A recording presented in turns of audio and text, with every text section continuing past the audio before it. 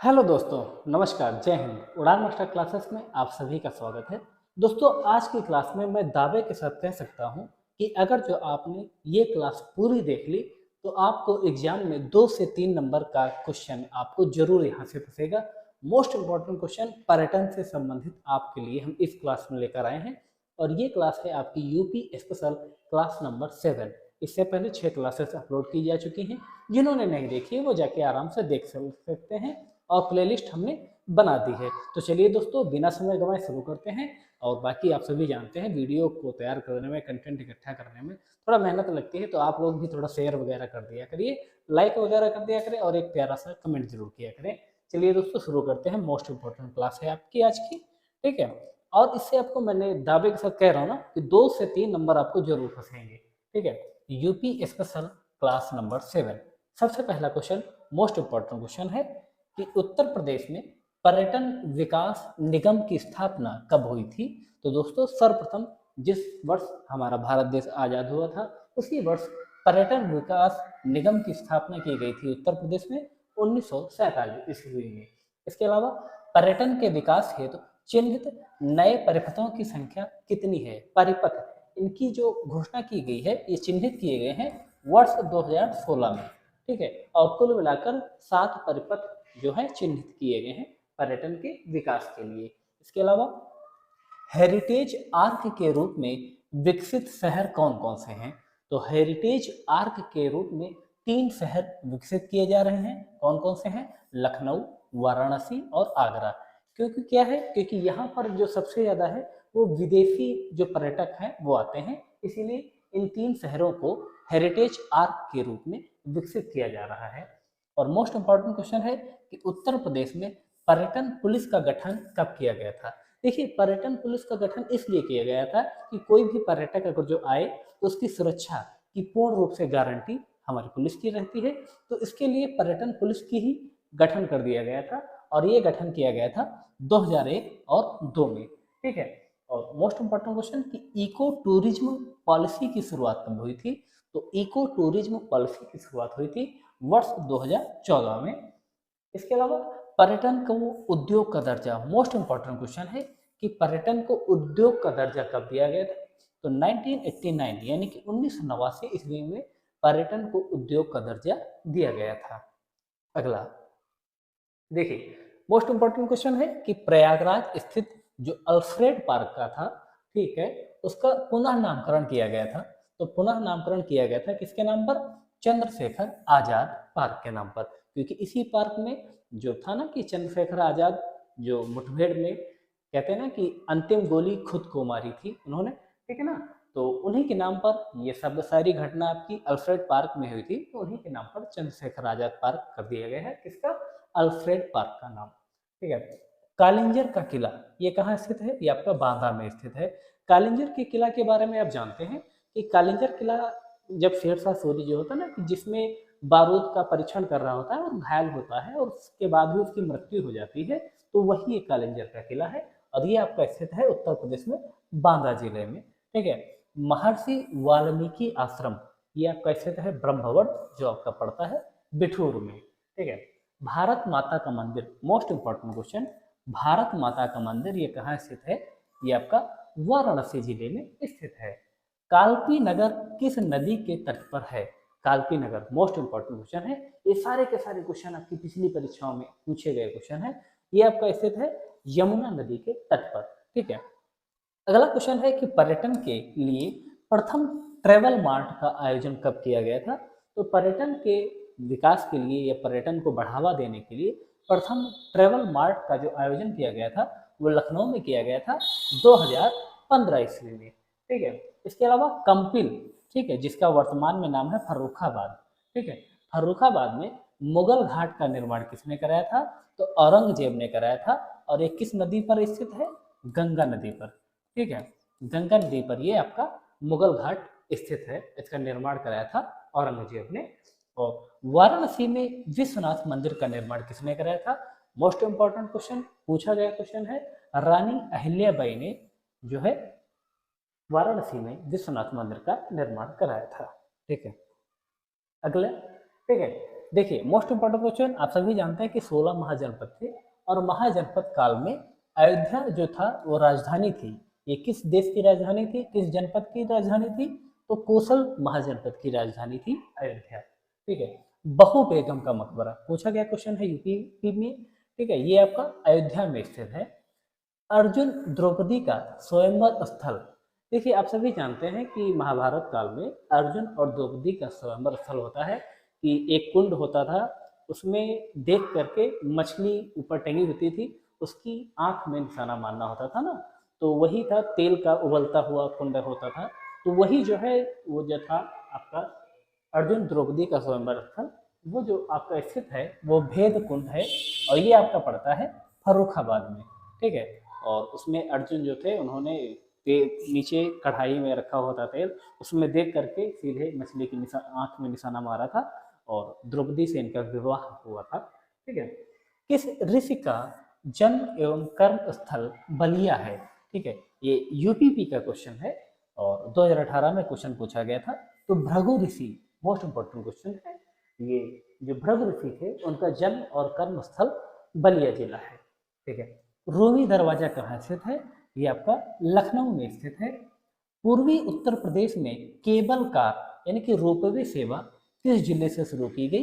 तो ये मिर्जापुर जिले से शुरू की गई है। ठीक है। आगरा की स्थापना किसने की थी? तो ये तो कई परीक्षाओं में पूछा गया क्वेश्चन है। तो सिकंदर लोदी द्वारा आगरा शहर की स्थापना की गई थी। और मोस्ट इंपॉर्टेंट क्वेश्चन है कि हर्षवर्धन ने 2 धार्मिक सम्मेलन कहाँ आयोजित किए गए थे?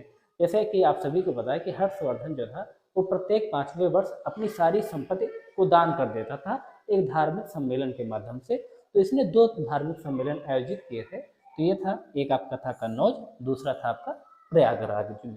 ठीक है। अगला अगला क्वेश्चन है क्वेश्चन नंबर आपका 23 कि चौरी चौरा स्थल कहाँ स्थित है? तो दोस्तों ये आपका स्थित है गोरखपुर में।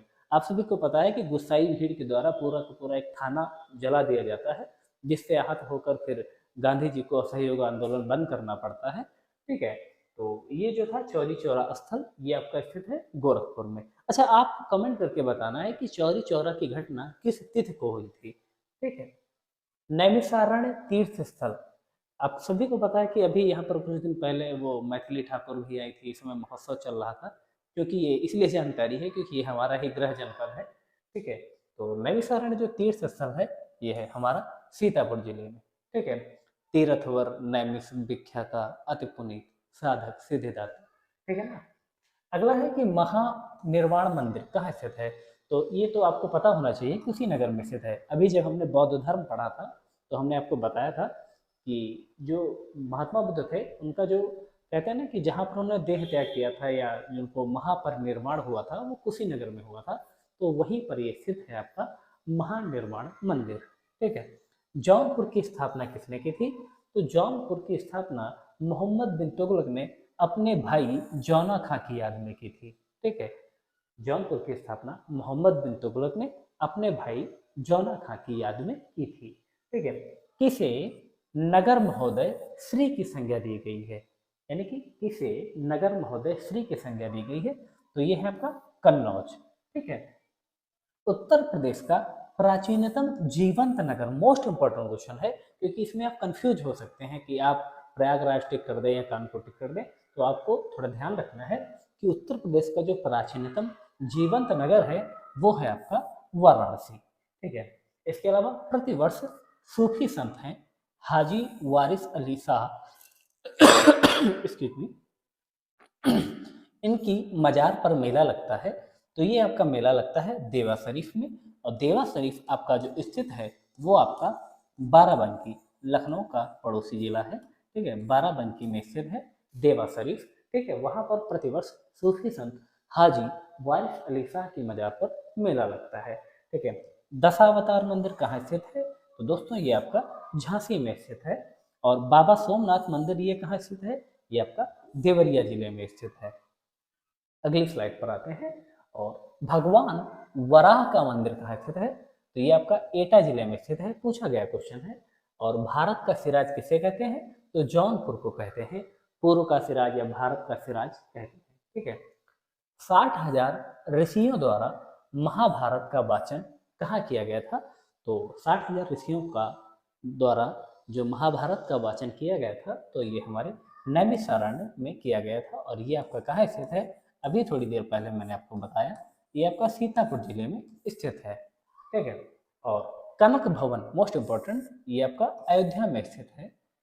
उदयन वासदत्ता, ये कथा बहुत इंपॉर्टेंट है आपके लिए। आपको कथा के बारे में नहीं ज़्यादा जानना है, बस इतना जानना है कि ये कथा जो है किस जिले से संबंधित है। तो ये कौशाम्बी जिले से संबंधित है। ठीक है। गुरु गोविंद सिंह स्पोर्ट्स कॉलेज कहाँ स्थित है? ये आपका लखनऊ में स्थित है। और ये भी आपका पिछली परीक्षा में पूछा गया क्वेश्चन है। और जो बच्चे, जो साथी हमारे अभी वन रक्षक की दौड़ में गए होंगे, ठीक है, तो उनकी जो दौड़ हो रही है वो लखनऊ में ही हो रही है ना, गुरु गोविंद सिंह स्पोर्ट्स कॉलेज में। हालांकि अभी 2 दिन बारिश के चलते उनकी परीक्षा डिले हुई है, जो उनकी दौड़ होनी थी। ठीक है। कौशाम्बी स्थित प्रभास गिरी का संबंध किस धर्म से है? तो जैन धर्म से संबंध है प्रभास गिरी, मोस्ट इंपॉर्टेंट। और जैन धर्म के जब हम पढ़ा रहे थे तब इसके बारे में हमने आपसे चर्चा भी की थी। ठीक है। यहाँ पर बेवजह चर्चा या बेवजह आपका टाइम बर्बाद करना कोई उचित काम नहीं है। देवी पाटन मंदिर कहाँ स्थित है? ये आपका दोस्तों तुलसीपुर में स्थित है। और कार्नवालिस की कब्र कहाँ स्थित है? गाजीपुर में है। ये पूछा गया क्वेश्चन है, सारे के सारे क्वेश्चन पूछे गए क्वेश्चन है। मोस्ट इंपॉर्टेंट क्वेश्चन है कि कार्नवालिस की कब्र कहाँ स्थित है? ये आपके गाजीपुर में स्थित है। अगला क्वेश्चन है आपका, महोदया पुराना नाम है। तो महोदया जो पुराना नाम है, ये आपका कन्नौज शहर का कन्नौज जनपद का पुराना नाम है। बेगम समरू द्वारा एक प्रसिद्ध चर्च का निर्माण कराया गया था, तो सरधना में कराया गया था। ठीक है। पेइंग गेस्ट योजना, ये आपकी 1994 में लागू हुई थी। पेइंग गेस्ट योजना एक ऐसी योजना है कि कोई भी मकान मालिक अधिकतम जो है अपने 5 कमरे जो है वो किराए पर दे सकता है। ये इस प्रकार की योजना है। ठीक है। तो ये योजना आपकी 1994 में शुरू हुई थी। ठीक है। ग्रामीण पर्यटन नीति मोस्ट इंपॉर्टेंट क्वेश्चन। और ग्रामीण पर्यटन नीति आपकी शुरू हुई थी जून 2015 में। कैंची नगर या क्रांति नगर की संज्ञा किसे दी गई है? तो ये आपके मेरठ जनपद को दी गई है। कैंची नगर, यहाँ पर कैंची उद्योग को प्राथमिकता है। और क्रांति नगर इसलिए क्योंकि क्रांति की शुरुआत मेरठ जनपद से ही हुई थी। ताला नगरी किसे कहते हैं? तो ताला नगरी कहते हैं अलीगढ़ को। काशी की बहन किस जनपद को कहते हैं? तो गाजीपुर को कहते हैं। मोस्ट इंपॉर्टेंट क्वेश्चन, कंफ्यूज मत होना कि पता चले कि आप वहां पर गोला गोकर्ण नाथ गोला को टिक कर दे, है ना। ठीक है। तो काशी की बहन है गाजीपुर। ठीक है। लड्डू नगरी कहते हैं संडीला को, और संडीला पड़ता है आपका हरदोई में। ठीक है। सोनांचल या पावर कैपिटल ऑफ इंडिया किसे कहते हैं? तो ये कहते हैं सोनभद्र को। ठीक है। और आंवला नगरी किसे कहते हैं? आंवला नगरी कहते हैं प्रतापगढ़ को। ठीक है। दोस्तों यहाँ पर आपके 50 क्वेश्चन कंप्लीट होते हैं। और कंटेंट आपको कैसा लगा हमें कमेंट करके जरूर बताया करें। और दोस्तों वीडियो पसंद आया करे तो जरूर अपने दोस्तों में शेयर किया करें, थोड़ा मोटिवेशन मिलता है। और अपने सभी दोस्तों को एक बार जरूर हमारी क्लासेस से जोड़िएगा। पूरा का पूरा आपको यूपी स्पेशल करवा रहे हैं, जीके जीएस भी करवा देंगे। और बहुत जल्द आप सभी के लिए यूपी टेट की क्लासेस भी शुरू करने वाले हैं। ठीक है। तो बाकी आपको वीडियो पसंद आया हो तो जरूर चैनल पर पहली बार हो तो सब्सक्राइब कर लेना। धन्यवाद साथियों। जय हिंद, वंदे मातरम।